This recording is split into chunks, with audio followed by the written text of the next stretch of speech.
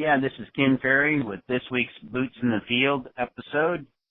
As we're in the fields this week, definitely seeing this crop slow back down.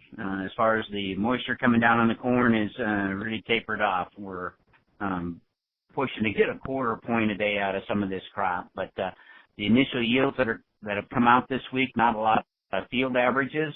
Coming in, guys are taking out different hybrids and issues with stalk rot and stuff, but hearing some good numbers ranging from as low as 200 bushel on up over 260, 270 for field averages. So I think everybody's taking out their tougher corn, and the tougher corn is proven to be pretty good stuff. Now, I'm well pleased with what I'm hearing and what I'm seeing as far as guys are going out there and going after the stalk rot issues, which is a little bit of a pain in the butt, I know. We got to slip in there and take this variety out of this field, move to the next one. But the stock quality is deteriorating, and we really got to push the effort to get out there and start checking these fields for stock quality. And again, we keep harping on make your ABC list, because that's what it's going to be all about. This last rain event, anywhere from 4 to 7 inches, depending on where you were in the state, is not a good thing.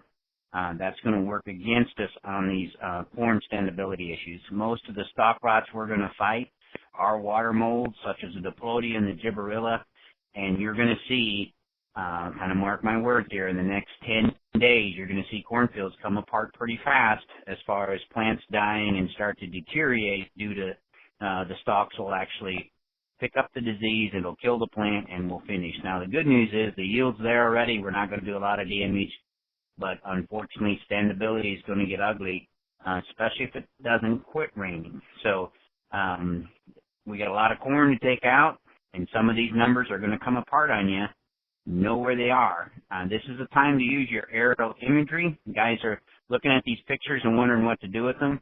You can see real clear in your high-resolution pictures where the dead corn is showing up. Somebody has to get out there and check those spots. I want you to check them for standability, and I want you to check them for disease. We need to make notes when we're out there, whether that's Goss's wilt, northern, or stalk rot, what's taking it down, and you need to keep record of that so we can revisit that when we go through your yield maps. And it's important. We found some more Goss's wilt this week. One field that I was in, I think it clipped it by about 40 bushel. Most of the Goss's wilt has come in late, so it's not going to be that big of an issue in yield.